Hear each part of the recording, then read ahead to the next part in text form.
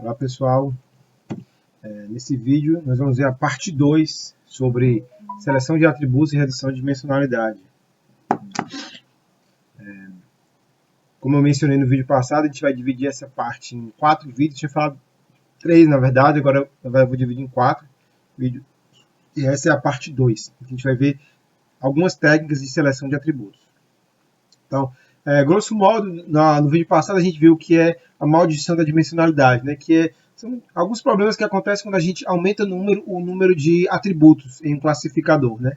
Por exemplo, um dos problemas é esse small sample size problem, que é em classificadores bayesianos, né, que você precisa calcular a inversa da matriz de covariância. Se o número de amostras for menor do que o número de atributos, então você não consegue calcular essa inversa da matriz de covariância, porque a matriz de covariância é singular, não tem inversa. Tá? Então o número de atributos deve ser maior, o número de amostras deve ser maior que o número de atributos. Né?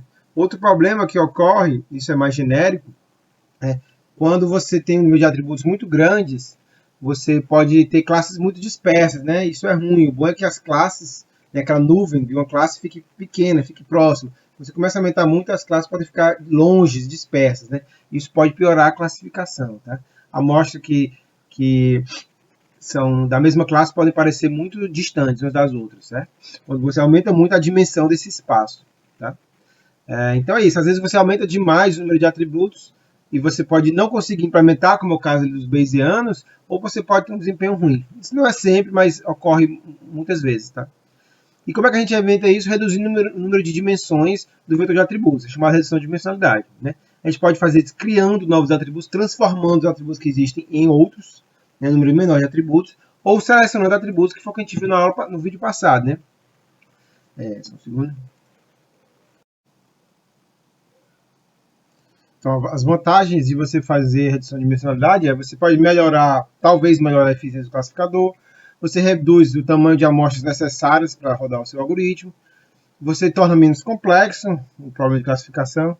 É uma coisa que eu não mencionei lá no passado, reduz o overfitting também. No vídeo passado eu não mencionei isso. Redução de dimensionalidade pode reduzir o overfitting, certo? Ou seja, aquele problema que a gente já mencionou do overfitting, que é o sistema se adequar demais ao treinamento, o classificador se adequa demais aos dados de treinamento, mas não é tão bom nos dados de teste, de validação DASH, né? E a redução de dimensionalidade diminui isso, que diminui o número de atributos, então você acaba melhorando esse aspecto aí, certo? E como eu mencionei, também a seleção de atributos, ela diz quais são os atributos mais relevantes. Isso por si só pode ser muito importante dependendo da aplicação, né?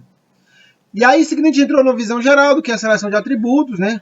A gente viu que essa visão geral, ó, a gente vai ficar gerando subconjuntos de atributos e testando se eles são bons ou ruins. Testando qual é o melhor, né? Até o momento a gente para e pronto, a gente escolhe esses atributos, né? Existem muitas formas de você gerar o conjunto de atributos, né? Você pode gerar ele de forma completa, de forma a testar todos os possíveis conjuntos de atributos. Essa é a melhor forma, que dá a melhor performance, mas a complexidade é muito elevada. A heurística é que você vai pegar alguma ideia e de acordo com alguma lógica, você vai testar só alguns desses subconjuntos, certo? Isso aí vai dar provavelmente menos bom do que o completo, porém com menor complexidade. E aleatório, que você vai escolhendo aleatoriamente esses subconjuntos que você vai testar. E com relação ao critério de avaliação, você tem 5 tipos, grosso modo, né, que é distância, baseada na distância euclidiana. Você não quer que os atributos façam com que os pontos de uma mesma classe fiquem muito distantes. Informação baseada em entropia, como a gente viu na árvore de decisão. Dependência baseada na correlação entre o atributo e a classe. Consistência baseada na consistência entre atributos, não tem atributos dando a informações contraditórias. E taxa de erro, né, do classificador. Esses quadros aqui são os filter métodos, né, que são os que você escolhe os atributos independentemente do classificador. Você escolhe os atributos, depois você pode usar esses atributos que você escolheu em qualquer classificador. E o wrapper method, né, é que você depende do classificador. Você para testar aquele atributo, você joga no classificador e vê qual é a taxa de erro, tá? Então, esses wrapper métodos são mais complexos porque o classificador está aqui dentro, ó, dentro dessa caixa aqui. São mais complexos, porém, em geral, dão a melhor taxa de acerto, né? Como está escrito aqui nessa tabelinha, comparando os métodos, né? O wrapper método de classificação, ele é mais complexo, porém mais preciso. E ele não é genérico, ele serve para aquele classificador ali. Cada classificador você vai ter que fazer uma nova seleção de atributos.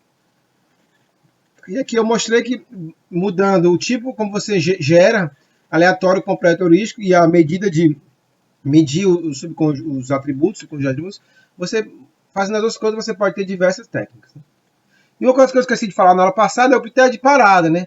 Como é que eu chego aqui, eu paro de testar os atributos e eu me sinto satisfeito com aquele ali? Eu vou pegar o maior, logicamente, que der melhor, de acordo com o critério, mas como é que eu paro e sei lá, vou testar mais não? Aí depende. Se for o complete, você só vai parar. No complete, você só vai parar quando testa tudo. Né? Mas nas outras técnicas, você pode fixar o número máximo de iterações. Eu vou testar tantos atributos, tantos subconjuntos, na verdade, né? Você pode testar o número prefixado de atributos, né? Assim, eu tenho 50 atributos, eu quero diminuir para 25. Então eu posso testar todos os subconjuntos, mas só com 25 atributos. Você pode prefixar o número de atributos e assim vai. Ou critério de avaliação obtida, eu vou parar de selecionar atributos quando eu chegar em tal taxa de erro. Enfim, tem algumas possibilidades aí, tá? Enfim, ok? E agora, que é o principal desse vídeo de hoje, a gente vai ver algumas técnicas específicas para isso. Tá? 3 técnicas específicas de seleção de atributos. Até então foi uma visão geral. Aqui a gente vai ver 3 técnicas específicas para seleção de atributos. A primeira técnica, que eu chamo de técnica 1, é a árvore de decisão. Essa técnica a gente já viu. Se vocês não estão lembrando direitinho de árvore de decisão, vão lá no vídeo de árvore de decisão e olhem, certo? É um vídeo longo, mas é porque é um vídeo em que eu detalho, destrincho bem direitinho como é o processo da árvore de decisão, tá? Então, para quem não lembra que a árvore de decisão eu tenho o conceito da entropia, né? Quando a árvore de decisão eu vou fazendo perguntas, né? E aí, de acordo com as perguntas, eu vou dividindo a minha base de dados. Algumas perguntas vão sim, outras perguntas vão ser não. Aí, na próxima sim ou não, eu vou subdividindo a minha base de dados. E o objetivo aqui, quando chega num certo nó, chegue uma classe pura no certo nó. Se todo mundo que vai chegar num certo nó lá, todo mundo pertence à mesma classe. Se isso acontecer, eu vou continuar sem ter nenhum erro. Então, eu quero deixar até o ponto que chega num nó e tá todo mundo, praticamente todo mundo de uma mesma classe ali, certo?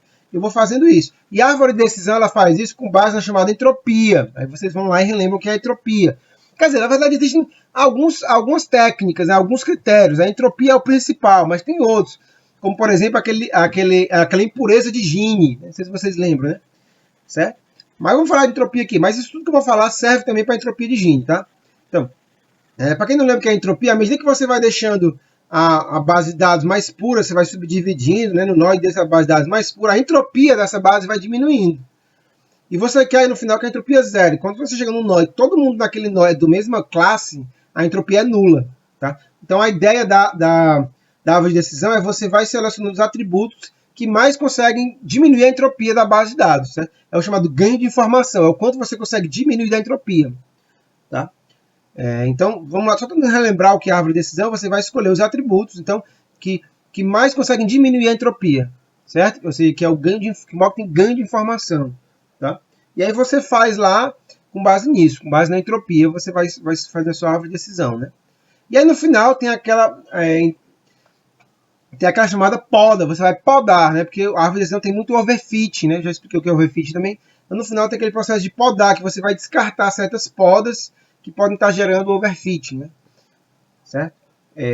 E essas podas, então, enfim, deixam a árvore menor. Tá?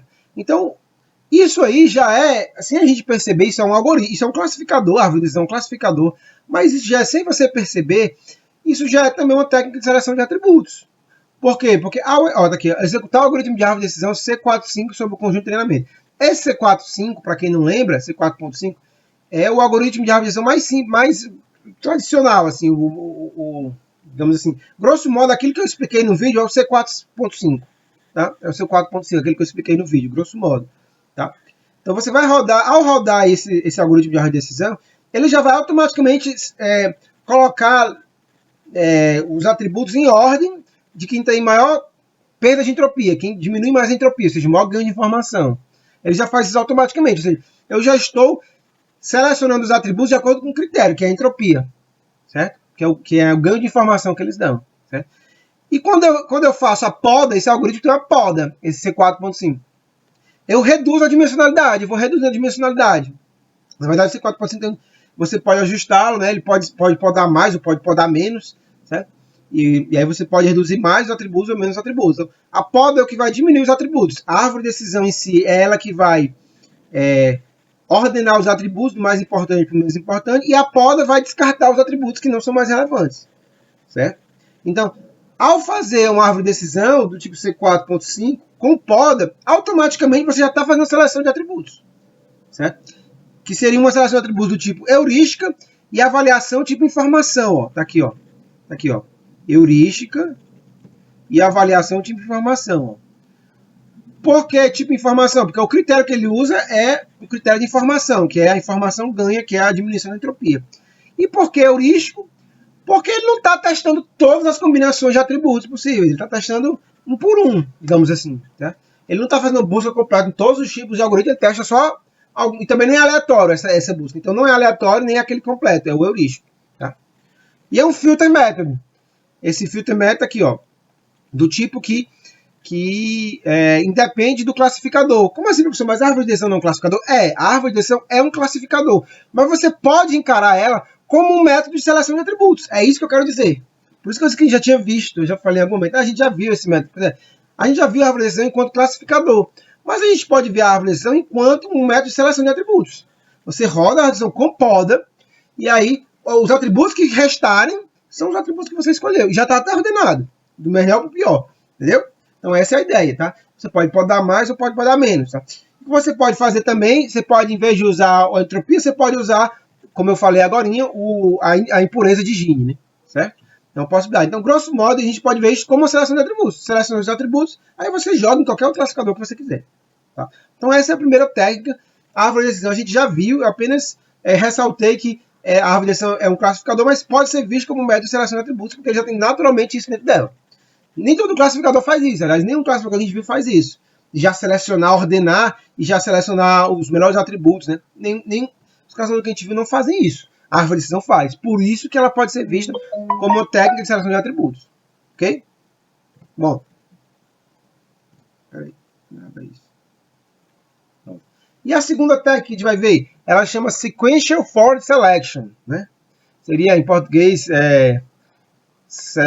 enfim, seleção para frente sequencial, né? Forward significa para frente. Essa sigla, ele tem a sigla SFS. O SFS é um tipo de técnica também heurística que usa taxa de avaliação tipo de taxa de erro. Como assim, ó? Ele está aqui, ó.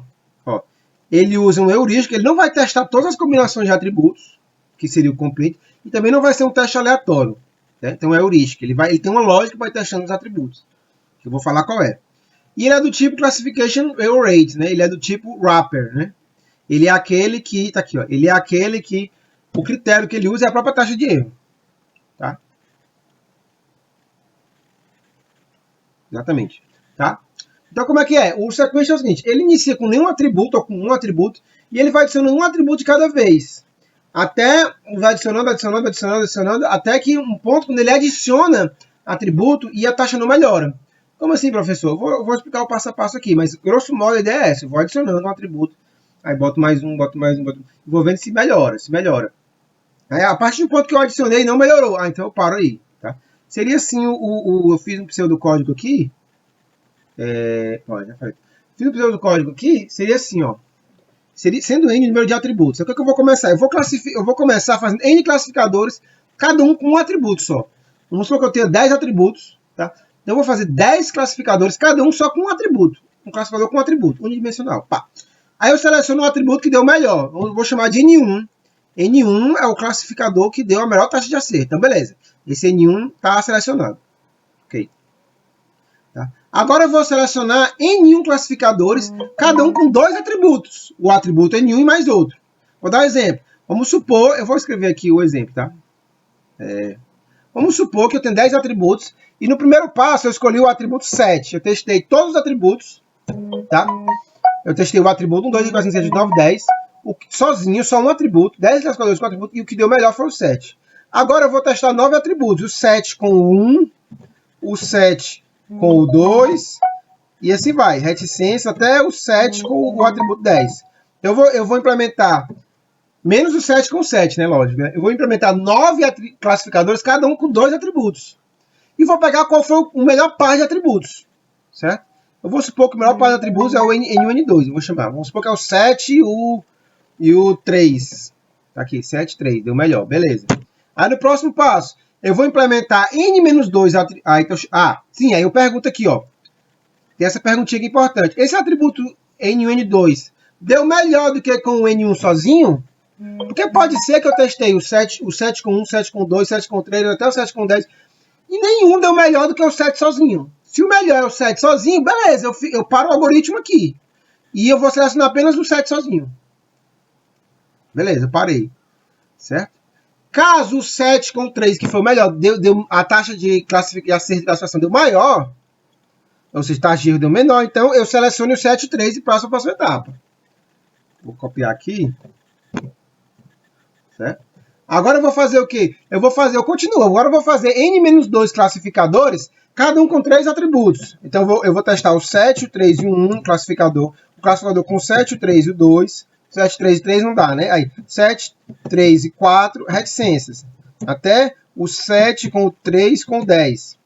Aí eu vejo qual foi o melhor. Ah, o melhor deu 7, 3 e 9, por exemplo. Estou chutando aqui, tá, galera? 7, 3 e 9. Pronto, esse aqui deu o melhor.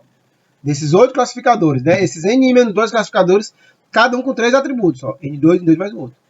Então, esse trio aqui eu vou chamar de N1, N2, N3. Tá? E aí eu pergunto, esse N1, N2, N3 melhorou a classificação em relação ao que era só N1, N2? Ou seja, esse 7, o 7, o 3 e o 9 melhorou em relação a usando só o 7 e o 3? Não, não melhorou. Ah, se não melhorou, eu fico só com o 7 e o 3. Se melhorou, eu fico com 7, 3, 9 e passo adiante. E assim vai. Certo? Ou seja, a cada etapa, eu começo com um atributo, com N classificadores de um atributo. Aí vejo qual é o melhor atributo. Agora, eu vou testar todos os classificadores com 2 atributos. Supondo que esse primeiro já foi escolhido. Aí, beleza, eu seleciono o segundo atributo. E assim vai. Agora, todos com 3 atributos. Todos os possíveis com 4 atributos. Sempre já usando aqueles que eu já selecionei. E em cada etapa, pode acontecer de algum momento, não sou que eu esteja com esse 7, 3 e 9. Agora eu vou testar os classificadores com 4 atributos. Aí nenhum dos classificadores com 4 atributos deu melhor do que usar o 7, 3 e 9. Atributo 7, atributo 3, atributo 9. Então aí eu paro. Eu não uso o quarto atributo nesse caso. Né? Então eu continuo até todos os atributos serem selecionados ou até o algoritmo parar em algum dos testes realizados. Ou seja, se em algum momento não tem nenhum atributo que eu adicione que melhore a taxa de erro, eu paro aí. Certo? Então eu continuo até isso acontecer ou até eu selecionar todo mundo. Pode acontecer de todos os atributos serem selecionados. Certo? Esse é o Sequential Forward Selection. Né? É um algoritmo intuitivo, né? Ou seja, você vai adicionando um por um e vendo sempre qual é a melhor combinação. Certo? Mas veja que eu não testei todas as combinações. Todas as combinações seriam muito mais complexo. Tá? Por exemplo, quando eu vou testar, se eu fosse testar todas as combinações, aqui, por exemplo, eu selecionei o atributo, uma vez que eu selecionei o atributo 7, o atributo 7 é selecionado. Eu vou testar todas as combinações com 2 atributos, mas já o 7 selecionado. Seria diferente fazer uma busca com todos os possíveis pares de atributos. É diferente. Eu já selecionei o 7. A mesma coisa, quando eu seleciono o 7 e 3, eu vou testar agora o 7, 3, 1, 7, 3, 2. Eu vou selecionar todos os possíveis trincas de atributos, mas já com o 7 e o 3 fixo. É diferente selecionar todas as possíveis trincas de atributos. E assim vai. Você consegue, em geral, ter um bom desempenho com esse Forward Selection. Tá? Ok? Deu para entender? Então aqui está um pseudocódigo aqui bem explicadinho. Tá? E obviamente isso aqui você depende do classificador. Porque ó, você vai sempre implementar classificadores. Está aqui, ó. Implementar classificadores. Então depende do classificador que você está implementando. Tá? E tem outra técnica, é o Sequential, a técnica 3, a última técnica que a gente vai ver, né? Sequential Backward Selection, SBS, seria a seleção para trás sequencial. Né? Ela é como se fosse o contrário da SFS. Se você entender o SFS, você vai entender esse Sequential Backward Selection. Bom, se não entender o outro, também não vai entender esse. Então volta lá, se não entendeu o SFS, volta lá, vê direitinho, que esse aqui é parecido, só que é o contrário, de trás para frente. Ou seja, eu inicio com todos os atributos, vou removendo um por um, até o momento que eu removo e a taxa de erro piora. Então eu vou removendo, até que o momento que eu removo, opa, piora. Né? A diferença é que no SFS eu vou acrescentando um por um os melhores, né? E aqui eu vou selecionando, eu vou retirando um por um, né? Enfim, os piores atributos eu vou retirando, vamos dizer assim. Ela também é do tipo heurística e do tipo que usa a avaliação tipo taxa de erro, né? Ou seja, ela está aqui também, igual a está aqui, ó, também. Ele usa um heurístico que não vai testar todo mundo e ele usa a taxa de erro, ou seja, é um wrapper método. Tá? Então, como é que seria, eu fiz um código, enfim, o pseudocódigo aqui do Backward Select seria, eu começo com um classificador com todos os atributos, né, todo mundo, certo? E vejo a taxa de erro, deu X a taxa de erro, beleza. Agora eu vou implementar N classificadores, e cada classificador vai ter N menos um atributo, vai estar faltando um atributo. Cada um desses N classificadores usa todos os atributos menos um, certo? Por exemplo, se eu tenho, aqui é mais difícil de escrever, mas eu vou tentar escrever um caso mais simples. Vamos supor que eu tenha agora 4 atributos, certo? Então, inicialmente, ó, eu vou testar o classificador com os 4 atributos, 1, 2, 3, 4. Aí deu uma taxa tanto, beleza. Agora eu vou testar esses 3 atributos aqui, ó. Desculpa, esses 4 classificadores. O 1, 2, 3. Eu vou testar o 1, 2, 4. E vou testar 1, 3, 4. E vou testar o 2, 3, 4. Vou testar esses 4 classificadores com 3 atributos, certo?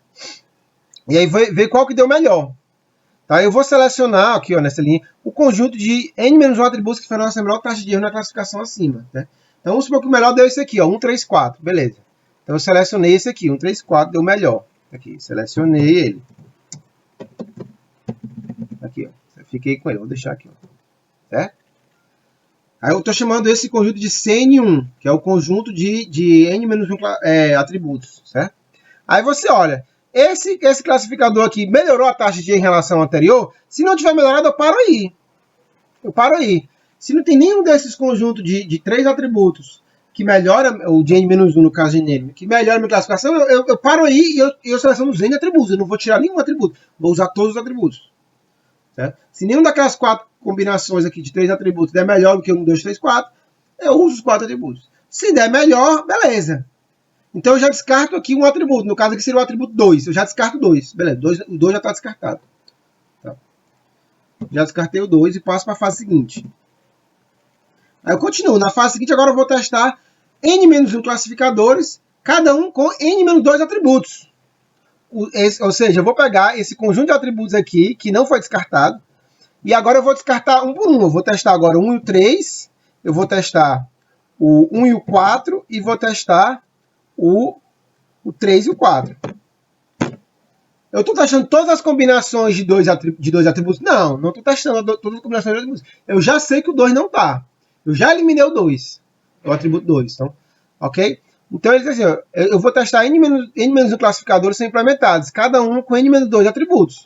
Os atributos que já tinham selecionados anterior, menos 1. Então, pega aquele grupo de atributos que foi selecionado anterior e vou testando, tirando só um. Só um. Certo?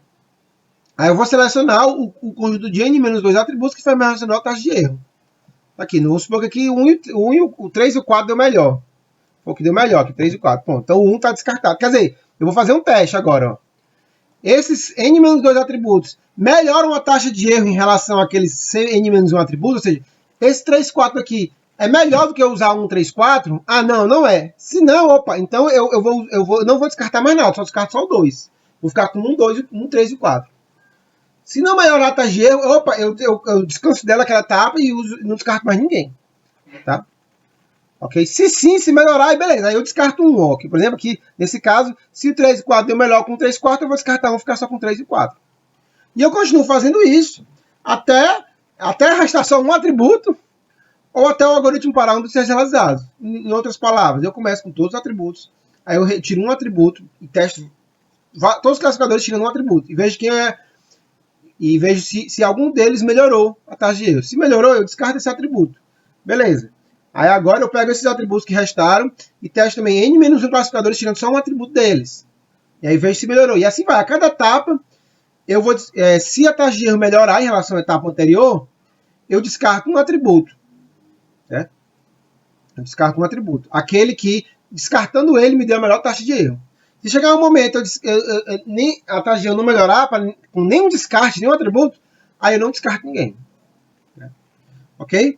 Então esse é o Sequential Backward Select, é parecido com o Sequential For, só que é de trás para frente, até que o nome é parecido.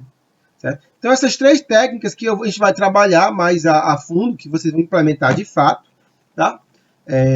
Mas é importante saber essa visão geral aqui das técnicas que existem, tá? Certo? Que existem outros tipos de técnicas E a gente está selecionando algumas porque, confia em mim, são as mais simples. Tá? Ok?